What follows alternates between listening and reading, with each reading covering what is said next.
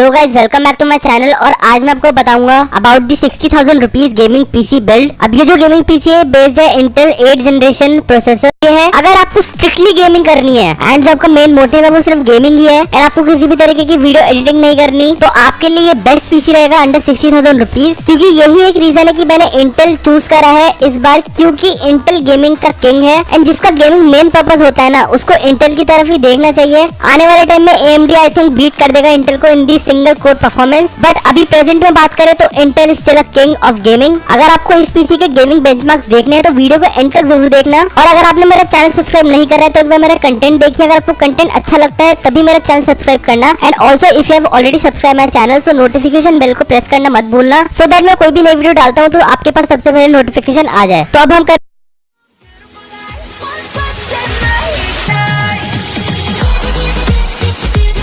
Intel based है और इसके अंदर हम यूज करने वाले हैं इंटेल का i5 8 जनरेशन प्रोसेसर। अब जैसा कि मैंने वीडियो की स्टार्टिंग में आपको बोला था कि Intel still a gaming king, तो ये बात सच है क्योंकि जो single core performance of Intel CPUs वो काफी अच्छी है when compare to AMD single core performance. I know कि AMD आपको ऑफर करता है more cores and more threads, but जो गेम्स हैं वो मैक्सिमम टू मैक्सिमम 4 कोर्स का यूसेज करते हैं। सो नो मैटर कि आपके सीपीयू के अंदर कितने कोर्स एंड थ्रेड्स हैं, क्योंकि अभी तक जो गेम बन रहे हैं वो भी मैक्सिमम 4 कोर्स ही यूज कर रहे हैं अकॉर्डिंग टू माय नॉलेज। इस वजह से गेमिंग के अंदर single core performance is very very important, जहाँ पे इंटेल विन करता है। एंड ऑल्सो इंटेल की जो आईपीसी है it is more than AMD, सो वहाँ पे आपको बेनिफिट मिलता है if you go with Intel side. So now let's just start the gaming PC build. तो इस गेमिंग पीसी के अंदर हम यूज करने वाले हैं इंटेल कोर i5 8400 जो की है एक 8 generation CPU.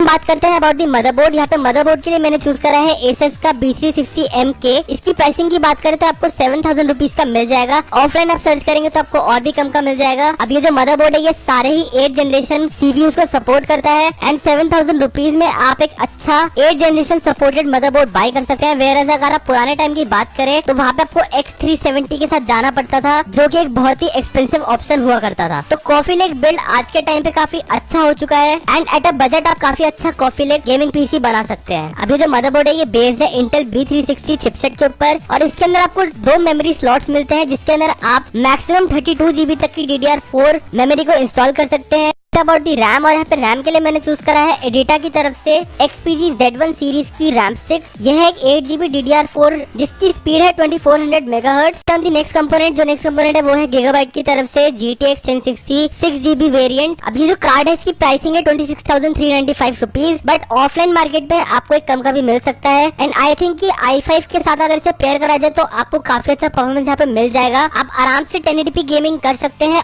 On high to ultra settings and you can easily get above 70 to 80 FPS। अब बात करें about the specification of this graphics card, तो आपको इसके अंदर जो बेस क्लॉक मिलती है वो है 1531 मेगाहर्ट्ज की एंड जो बूस्ट क्लॉक मिलती है वो 1746 मेगाहर्ट्ज की। इसकी जो मेमोरी क्लॉक है वो है 8008 मेगाहर्ट्ज की और इसकी जो मेमोरी साइज है वो है 6 GB की। इसका जो मेमोरी इंटरफेस है वो है 192 बिट्स का एंड मेमोरी टाइप है GDDR5 टाइप की। ये डायरेक्ट सपोर्टेड है, OpenGL 4.5 सपोर्टेड है एंड इस ग्राफिक्स कार्ड के साथ आपको 3 इयर्स की वारंटी भी मिलती है। अब हम बात करते हैं अबाउट दी नेक्स्ट कंपोनेंट। अब जो नेक्स्ट कंपोनेंट है वो है पावर सप्लाई और यहाँ पे पावर सप्लाई के लिए मैंने हमेशा की तरह चूज करा है कोर्सर का VS550। इसकी जो प्राइस है वो है 3,000 रुपीज। अभी जो पावर सप्लाई है काफी एफिशिएंट पावर सप्लाई है एंड इसके साथ आपको मिलती है 5 इयर्स की वारंटी। क्वालिटी वाइज ये काफी अच्छी पावर सप्लाई है क्योंकि मैं पर्सनली यूज करता हूँ, so I can tell you about this power supply. इसके अंदर आपको सारी केबल्स इंक्लूडेड मिलेगी एंड जो केबल क्वालिटी है वो भी काफी अच्छी है। The best thing that I like about this power supply इसकी आपको इसके अंदर स्लीव्ड केबल्स मिलती हैं जो कि ओवरऑल इंप्रूव कर देती है the looking of your PC and also काफी प्रीमियम लुक देती है to your gaming PC.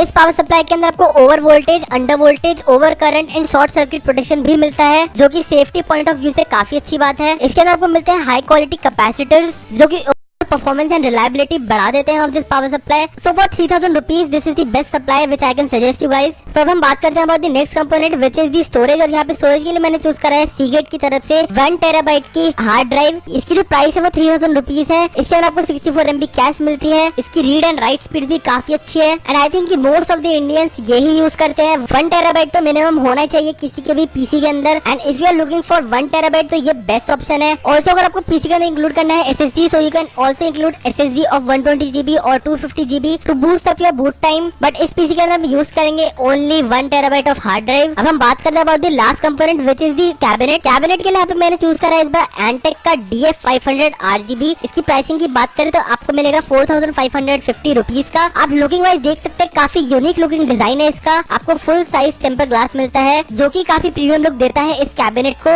At the front side आपको मिलते हैं 3 RGB fans which you can control according to your colour scheme. इस कैबिनेट के अंदर आपको LED मोड्स मिलते हैं like single colour change, breathing mode and also pulsing mode. अगर आप Asus का मदरबोर्ड लेते हैं and your motherboard support the Asus Aura Sync, so आप इन फैंस को मदरबोर्ड पे डायरेक्टली कनेक्ट कर सकते हैं and you can sync this fan with Asus Aura software. Also एक जो चीज मुझे अच्छी लगी वो ये है कि इसके अंदर आपको SMPS साउंड मिलता है जो कि आपको मोस्ट ऑफ द कैबिनेट्स में नहीं मिलता इन दिस प्राइस रेंज। सो मुझे लुकिंग वाइज ये काफी अच्छा लगा, काफी यूनिक लगा and 4500 rupees is a justified price क्योंकि आपको इसके अंदर 3 RGB फैंस मिलते हैं and the quality is also good and you also get the full size temper glass which is the main attraction of this cabinet. तो ये तो था गेमिंग पीसी बिल्ड के लिए मैंने आपको best of the best component suggest करे हैं। एंड अब हम बात करते हैं about the gaming benchmarks of this gaming PC. अब सारे ही गेम्स को टेस्ट करा गया है ऑन 1080p रेजोल्यूशन और यहाँ पे जो पहला गेम है वो है बैटलफील्ड 1 जिसको टेस्ट करा गया है अल्ट्रा सेटिंग्स पे and you can easily achieve 100 FPS on this game. जो सेकंड गेम है वो है ड्रूज एक्स मैनकाइंड डिवाइडेड जिसके अंदर आपको वेरी हाई सेटिंग्स पे मिलता है 41.8 FPS का average. The next game is the far cry primal जिसके अंदर आपको अल्ट्रा सेटिंग्स पे मिलता है 75 FPS का एवरेज। GTA 5 के अंदर आपको वेरी हाई सेटिंग्स पे मिलता है 98 FPS का एवरेज। असैसिन्स क्रीड सिंडिकेट के अंदर आपको वेरी हाई सेटिंग्स पे मिलता है 62 FPS का एवरेज। घोस्ट रिकन वाइल्डलैंड्स के अंदर आपको वेरी हाई सेटिंग्स पे मिलता है 70 FPS का एवरेज। ओवरवॉच के अंदर आपको मिलता है एपिक सेटिंग्स पे 118 FPS का एवरेज। डूम के अंदर आपको मिलता है अल्ट्रा सेटिंग्स पे 122 FPS का average. Rise of the टूम raider के अंदर आपको मिलता है वेरी हाई सेटिंग्स पे 90 FPS का एवरेज। फोर्टनाइट के अंदर आपको एपिक सेटिंग्स पे मिलता है 90 FPS का एवरेज एंड पबजी के अंदर आपको अल्ट्रा सेटिंग्स पे मिलता है 65 FPS का एवरेज। तो आप देख ही सकते हैं कि you can easily achieve more than 60 FPS on ultra settings at 1080p resolution. So for 60,000 rupees you can